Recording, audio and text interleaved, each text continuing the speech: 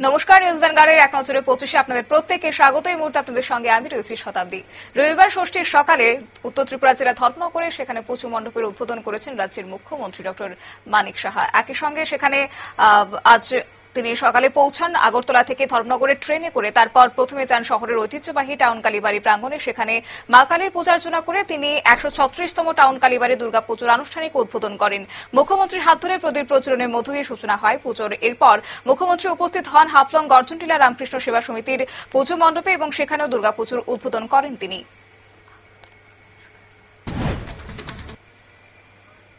আগরতলায় দুর্গা উৎসবের আবহে সমাজ সেবায় এক অনন্য দৃষ্টান্ত দেখা গেল। দুর্গাপুজোকে কেন্দ্র করে ই ব্লাডের তরফ থেকে খোলা হয়েছে শহরে জলছত্রের স্টল। সংস্থার কর্মকর্তারা জানিয়েছেন, পুজোর দিনগুলিতে শহরে ভিড় বেড়ে যায় বহুগুণ। দর্শনার্থীদের তৃষ্ণা মেটাতে এবং একসঙ্গে রক্তদানের বিষয়ে সচেতনতা ছড়িয়ে দিতে বিশেষ উদ্যোগ নেওয়া হয়েছে। কর্মকর্তাদের মতে শুধু উৎসবই নয়, দুর্গাপুজো হোক মানব সেবারও এক মঞ্চ। রক্তদান মানেই জীবনদান, তাই এই বার্তা আমরা পৌঁছে দিতে চাই।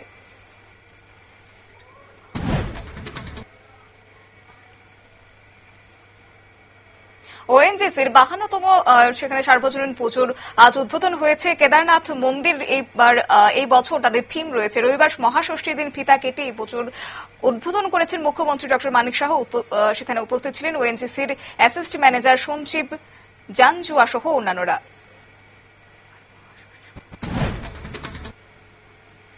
রবিবার মহাষষ্ঠীর পুণ্যলগ্নে বিলোনিয়া বরজকরণী যুব সংঘের দুর্গাপুজো মণ্ডপে তারা উন্মুক্ত হয়েছে দর্শনার্থীদের জন্য এবং সেখানে প্রধানমন্ত্রী Narendra Modi vocal for local দৃষ্টিভঙ্গিকে মান্যতা দিয়ে এবার লোকাল শিল্পীদের প্রাধান্য দিয়েছে যুব সংঘ।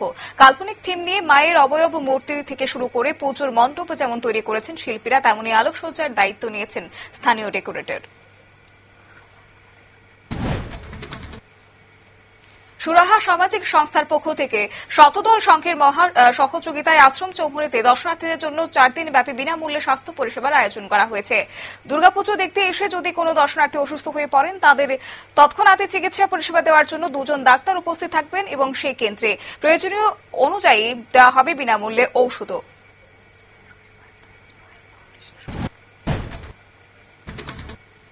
রবিবার দ্য স্মাইল ফাউন্ডেশনের উদ্যোগে সন্ধানীর বৃদ্ধাশ্রম এবং স্নিগ্ধালয় সেবাশ্রমের আবাসিক বৃদ্ধাদের শহর আগরতলার উল্লেখযোগ্য দুর্গাপুজো প্যান্ডেলগুলি পরিদর্শন করানো হল। দিনব্যাপী এই কর্মসূচির পরিসমাপ্তি ঘটে আগরতলার প্রেস ক্লাব প্রাঙ্গণে এক বিশেষ মধ্যাহ্নভোজের মাধ্যমে। পুরো শহরে আবাসিকদের স্বাস্থ্যের খেয়াল রাখতে অ্যাম্বুলেন্স নিয়ে হাজির ছিল স্বাস্থ্য দপ্তরের একটি টিম।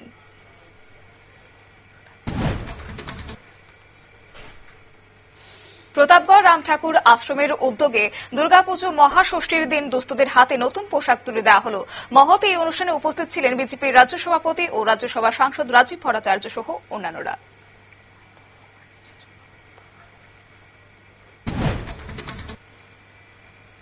খোয়াই মহকুমার চেরমা, পহরমুড়া সহ গৌরনগর, চাম্পাহাওর থানাধীন বিদ্যাবিল, বনবাজার সহ একাধিক সীমান্ত এলাকা দিয়ে প্রতিদিনই গরু এবং মানুষ পাচার চলছে অবাধে। রবিবার সকালে বাইজাল থানার অন্তর্গত খেংরাবাড়ি ভারত বাংলাদেশ আন্তর্জাতিক সীমান্ত দিয়ে প্রবেশ করা এক বাংলাদেশি আটক করেছে পুলিশ। ধৃতের নাম জয় কুমার বলে জানা গেছে। ধৃতদের কাছ থেকে বেশ কিছু বাংলাদেশি টাকা উদ্ধার হয়েছে।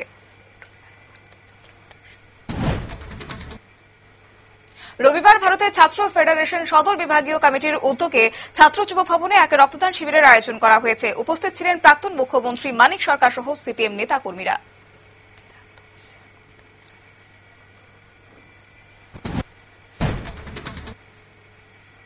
বিধায়ক তহবিলের অর্থে চুরাইবাড়ি তরুণ সেবাদল ক্লাবকে অ্যাম্বুলেন্স দিলেন স্থানীয় বিধায়ক ইসলাম উদ্দিন। রবিবার দুপুর 12টা নাগাদ ক্লাব গৃহে এক আনন্দঘন অনুষ্ঠানের মধ্য দিয়ে অ্যাম্বুলেন্স ক্লাব কর্তৃপক্ষের হাতে হস্তান্তর করলেন বিধায়ক। এর ফলে চুরাইবাড়ি এলাকায় সাধারণ মানুষের অনেক উপকার হবে।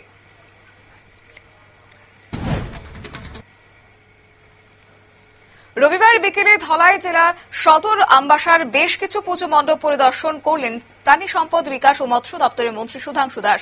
আমবাসা সুকান্ত সামাজিক সংস্থার পুজো মণ্ডপের উদ্বোধন করেন এদিন মন্ত্রী। জানা গেছে সেখানে উপস্থিত ছিলেন ধলাই জেলা পরিষদের সভাধিপতি সুস্মিতা দাস, আমবাসা পৌর পরিষদের চেয়ারপারসন প্রতিমা মালাকার ও কাউন্সিলর উত্তম অধিকারী সহ অন্যান্য অতিথিরা।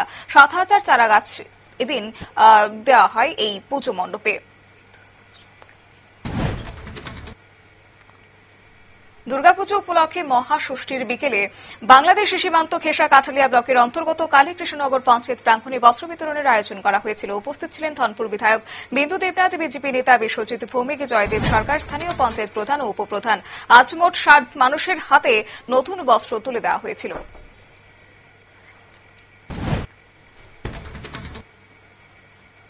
রবিবার সকালে টিএসআর এর ৬ষ্ঠ বাহিনীর ক্যাম্পে দুর্গাপুজোর উদ্বোধন হয়েছে।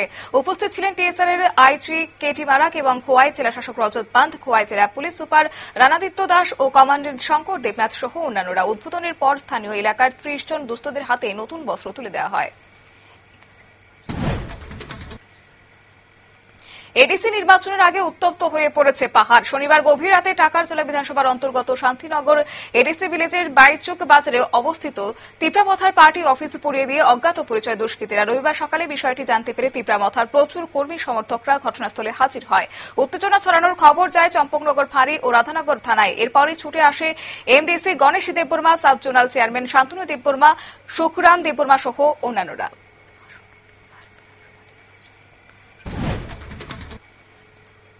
আসন্ন বিহার বিধানসভা নির্বাচন ও বিভিন্ন রাজ্যে উপনির্বাচন পরিচালনা করার জন্য মোট ৪৭১ জন কেন্দ্রীয় পর্যবেক্ষক নিযুক্ত করার ঘোষণা করলেন জাতীয় নির্বাচন কমিশন। রবিবার দুপুরে কমিশনের তরফ থেকে বিবৃতি প্রকাশ করে এই কথা জানানো হয়েছে। ফলে বিহার ভোটের দিনক্ষণের ঘোষণা শুধু সময়ের অপেক্ষা বলেই মনে করা হচ্ছে।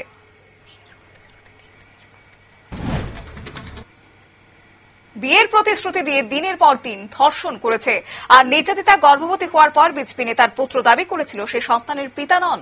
যুবকটিকে বিয়ে করতেও অস্বীকার করেছে অভিযুক্ত। সম্প্রতি নির্যাতিতা সন্তান প্রসব করার পর ডিএনএ টেস্টে জানা গেছে বিজেপি নগর পরিষদের সদস্য পিচি জগন্নিবাস রাওয়ের পুত্র কৃষ্ণ জে রাও সন্তানের পিতা। ঘটনাটি ঘটেছে কর্ণাটকের মেঙ্গালুর পুত্তুর এলাকায়।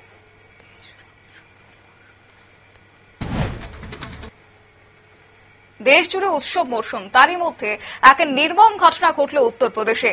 গুণধর সন্তানের হাতে খুন হল মা। মদ কেনার পয়সা না দেওয়ায় ৫৫ বছরের প্রৌঢ়া মাকে পিটিয়ে মারলেন যুবক। শনিবার মাঝরাতে শাহরানপুরের নগর কোতোয়ালি থানার কলোনি এলাকায় ঘটলেও রবিবার সকালে তা প্রকাশ্যে আসে ঘটনাটি। অভিযুক্তের খোঁজে তদন্ত শুরু করলেও এখনও তাকে গ্রেপ্তার করতে পারেনি পুলিশ।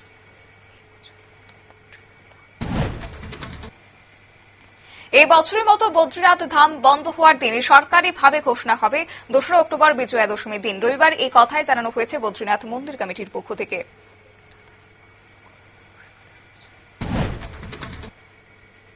লাদাখে গণবিক্ষোভের উস্কানির অভিযোগে আন্দোলনের প্রধান মুখ তথা সমাজকর্মী সোনাম ওয়াংচুককে গ্রেপ্তার করেছে পুলিশ। র্যাঞ্চোর গ্রেপ্তারিতে এবার ফুঁসে উঠেছে তাঁর স্ত্রী গীতাঞ্জলি আংমো। পাশাপাশি গোটা ঘটনাকে তিনি গণতন্ত্রের সবচেয়ে খারাপ রূপ বলেও আখ্যা দিয়েছেন।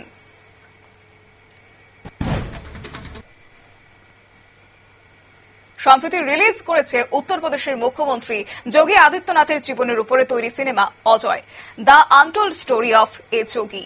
রবিবার তা নিয়ে কটাক্ষ করলেন উত্তরপ্রদেশের প্রাক্তন মুখ্যমন্ত্রী ও সমাজবাদী পার্টির প্রধান অখিলেশ যাদব। জানালেন এখনো পর্যন্ত বিজেপির ৪ জন বিধায়ক সিনেমাটি দেখতে যাননি।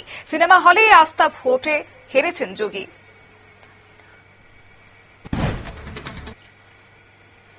তামিলনাড়ুর কারুরের পদপিষ্টের ঘটনায় এবার বিপাকে পড়ল অভিনেতা বিজয়। রাজনৈতিক দল সেখানে তামিলাগা ভেট্রি কাজাগাম যতদিন না তদন্ত শেষ হচ্ছে ততদিন পর্যন্ত এই দলের যাবতীয় কর্মসূচির উপর নিষেধাজ্ঞা জারির দাবি জানিয়েছে মাদ্রাজ হাইকোর্টে দায়ের হয়েছে মামলা। রবিবার মাদ্রাজ হাইকোর্টে এই মামলাটি দায়ের করেছেন বিজয়ের সভা থেকে পদপিষ্ট হয়েও কোনো মতে বেঁচে ফেরা এক ব্যক্তি।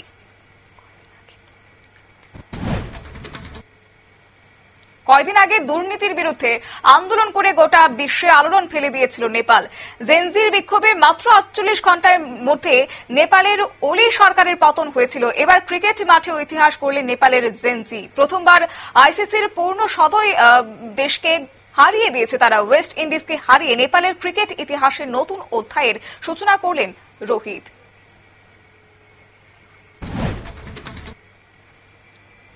হেভিওয়েটদের পেছনে ফেলে রজার বিনির পরে বিসিসিআই এর পরবর্তী সভাপতি হলেন মিঠুন মানহাস। রবিবার বোর্ডের এজিএম এ বিনা প্রতিদ্বন্দ্বিতায় নির্বাচিত হয়েছেন তিনি। এছাড়া বোর্ডের ভাইস প্রেসিডেন্ট হয়েছেন ক্রিকেট প্রশাসনের পরিচিত নাম রাজীব শুক্লা। জানা গেছে বোর্ড সচিব হয়েছেন দেবজিৎ সাইকিয়া।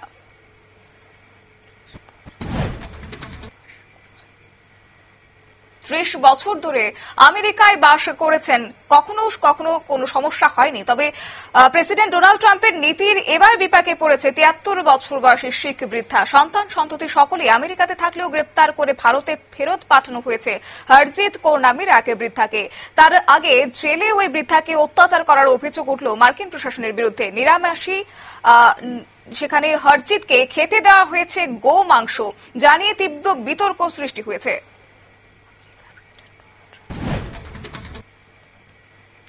আমেরিকার প্রেসিডেন্ট ডোনাল্ড ট্রাম্পের সঙ্গে কুখ্যাত যৌন অপরাধী জেফ্রির নাম আগেই জড়িয়েছিল। এবার মার্কিন ধনকুবের টেসলা এবং এক্সের কর্ণধার ইলন মাস্কের নামও সেই বিতর্কে জড়িয়ে পড়েছে। এই বিতর্কে ট্রাম্পের নাম জড়ানো তা নিয়ে মার্কিন প্রেসিডেন্টকে আক্রমণ করেছিলেন ইলন মাস্ক। এবার তিনি নিজেই অভিযোগের নিশানায়।